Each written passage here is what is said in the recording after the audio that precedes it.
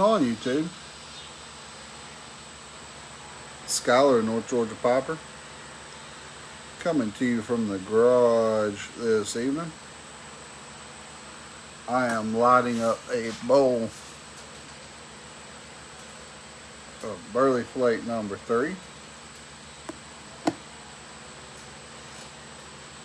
courtesy of Mr. Al Winsel from Winsel's World.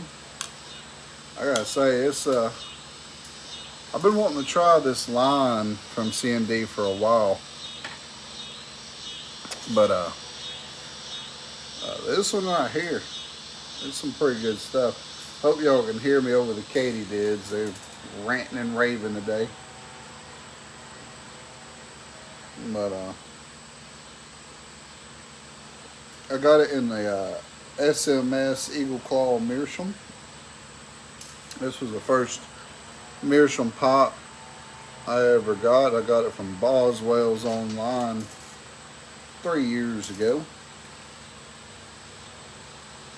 This is a decent smoker. It's just a little unwieldy, so I tend not to reach for it.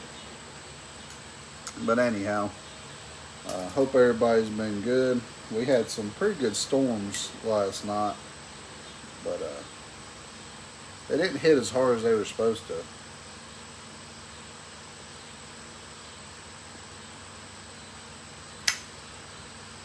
They had more bark than they had bite, I guess would be a way to say it. But anyhow,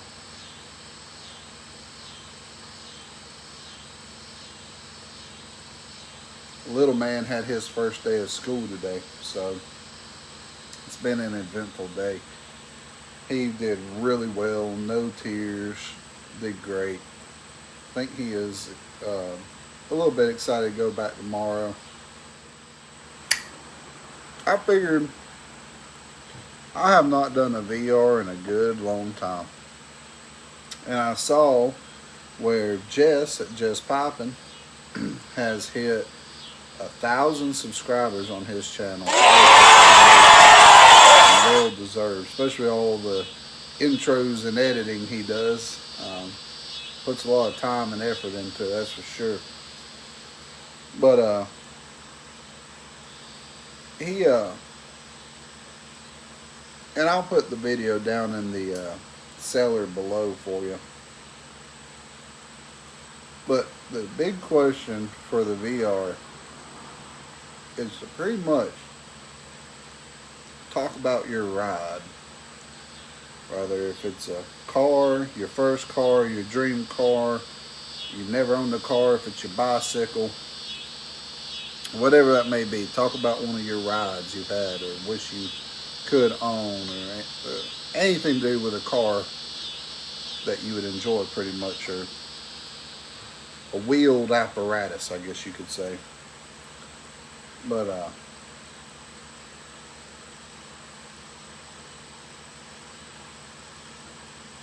I figured I'd talk a little bit about my first car as well as my dream car.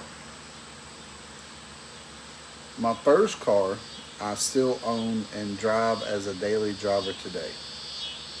That is the old Billy Goat, my old 1988 Dodge Ram. It was originally my mom's stepmom's dad's truck. He bought it. So I guess that'd be my step great grandfather. So he had it. And then my pawpaw got it from him. And then my dad bought it from my pawpaw, which is my mom's dad. So my dad bought it from his father-in-law. And then I reckon I was probably about 14 years old. Dad told me I needed to come up with a plan for my first car, what I wanted. Rather work, save up money to help buy it. I needed to start getting a plan together, pretty much was the gist of the conversation. I remember telling him I want Papa's old truck, your old truck. And by then, he'd actually acquired another truck from my pawpaw, a 2001 F-150. So the Dodge was really just a work truck, and it showed too. It had some dents and dings and scars from a very hard fought life. But anyway, my dad said that sounded like a plan, that he would help me rebuild it. And rebuild it we did. It took us a little over 2 years. I think I was about 14 when we started.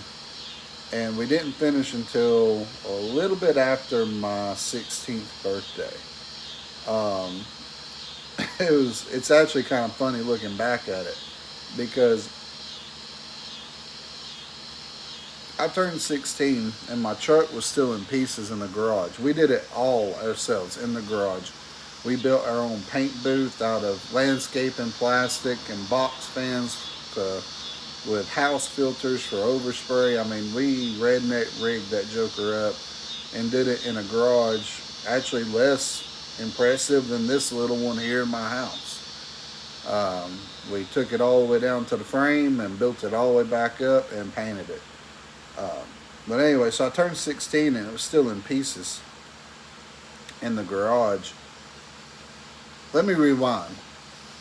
The Christmas before my 16th birthday, um, one of the most expensive things we had left to get, because we knew a guy that worked at a auto paint store, so we were able to get the paint for a reasonable price. But other than that, the next most expensive thing was the kit to rebuild the engine. And my dad went to O'Reilly's down the road from the house. He went to one in Fort Oglethorpe, Georgia. He went in there. We knew all the guys there. We frequented there because we grew up with old cars that we just maintained. No sense in going and buying a new car every couple of years, you know. And so anyway, Dad went in there and told him, you know, all the specs to my truck, needed an engine rebuild kit, and boom, one led to another, we had it. Now the engine's not original, it had a 360. My grandfather flung a rod and they put a 318 out of a Chrysler New Yorker into my Dodge, so it's now a 318.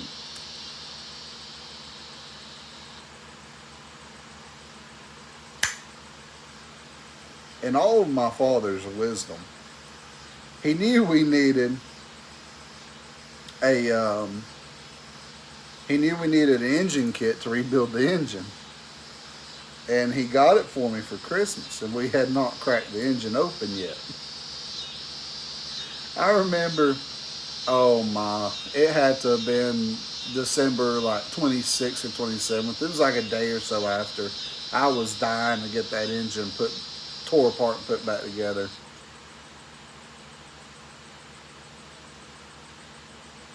We took the heads off, cleaned the gaskets off, started pulling everything out, and then we get to the lifters.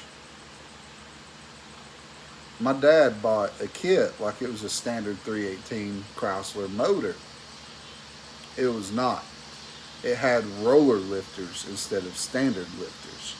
Standard lifters, if I remember, were like $4 a piece. Roller lifters, even back then, was like $25 a piece. I remember my dad turning just white. And that was probably one of the few times in my childhood that I do remember him cussing. I said, what I do? He said, nothing, just nothing that can be helped. Put everything, thankfully we didn't really take nothing out of the box. We were tearing apart the old motor, and then he was like, hold on a minute, and went and got a lifter out of the box from O'Reilly's and held them up beside each other. It was a big learning moment for me as his son as well. But anyhow, Dad, I'm sure with his head hung down in shame, the next day or two later, took that box back to O'Reilly's and said, I don't know if y'all can take this back, but I need to swap this," and explained what happened. And apparently the manager there at the time, he's no longer the manager there, but I won't name him. But the manager at the time, we knew him really well. He was like, "Hoyt, that's our fault. We are so sorry. We are so sorry, and actually did a even swap for the lifters. They took the standard lifters and gave my dad the roller lifters without charging him any more money, because they said that it's something that they should have caught before it left the store.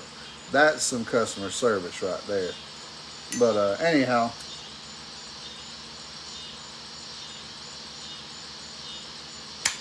engine crisis now corrected. Fast forward to my 16th birthday, and there were still parts laying around the garage that were not put onto the truck yet. Fenders, doors, whatnots, the bed, it just was in pieces around the garage. Some of it was on the back porch of the house. I think some pieces might have been even in my bedroom. I mean, we had pieces of that truck everywhere. And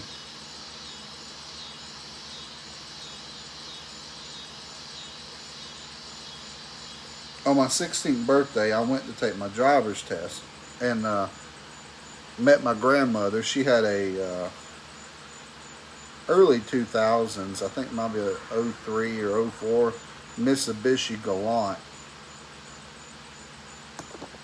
And so we met her there, and I took my driving test in that little Mitsubishi. Of course, aced it.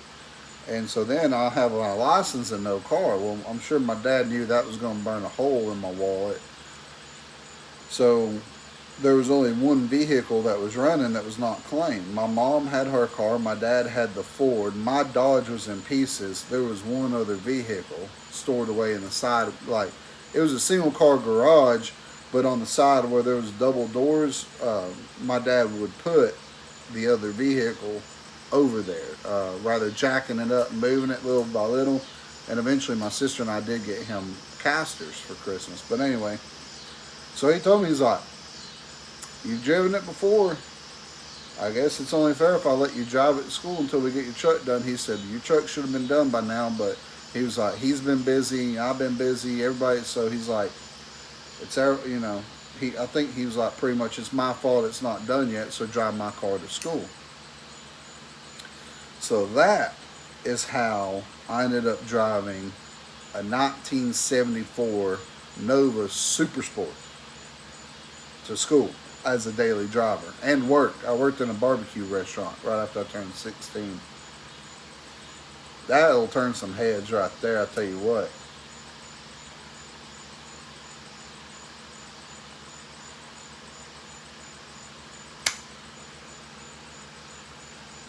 And I think part of the reason he let me drive it, for a while he was having trouble with the points on it. And we finally got them adjusted, and so it was actually reliable. It wouldn't just tick and die. If you ever worked on a car with true points, a point distributor, you know what I'm talking about. Them things ain't lined up right. But anyhow, I drove that Nova for a while, for probably a month or two or so, and then I did end up finishing out my sophomore year of high school driving the old Dodge. But and then I've had it ever since then. It's been in, now she's a little worse for wear. It was a garage paint job with a Harbor Freight spray gun, but it looked good when it was fresh, and it's held up a lot better than it should have, in my opinion. But the only thing on it, in 12 years of driving it and 3 wrecks, is one scratch from one of those wrecks. That's not bad. Only one of the wrecks would have been possibly deemed my fault. So the first wreck, it was snowing. I was heading to Walmart. A little old lady ran up under the rear end of the truck it shoved the bumper, it shoved it up, and it did scratch right under the tail light on the driver's side, I believe. Her car was totaled. Her car was totaled. And then the second wreck, I was also rear-ended. Didn't even do a thing to my truck. The third wreck was actually on my birthday this year. I had to go into the office in Chattanooga for my monthly in-office day, and it just so happened fell on my birthday. And I was headed home. It was raining. I got off the interstate early because of bad traffic and was going to go the back way, and my brakes locked up and I slid into the guardrail. So no damage. You can't beat that. There's a reason my dad, even though it didn't have airbags, he was comfortable putting me in that old Dodge for my first car. I tell you what, it's been a good truck too.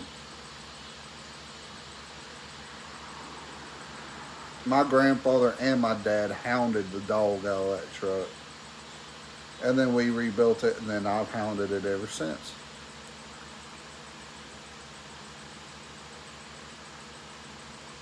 But anyway, so that's the story of my first vehicle. Uh,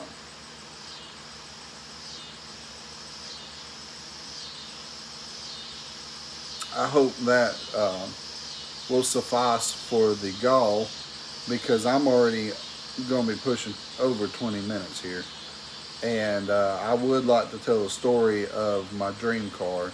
So that may be a part two that I may post tomorrow. And I'll post this tonight here. So anyhow, hope everybody has a blessed evening. And we'll meet again next time, as long as the Lord wills and the creek don't rise. God bless.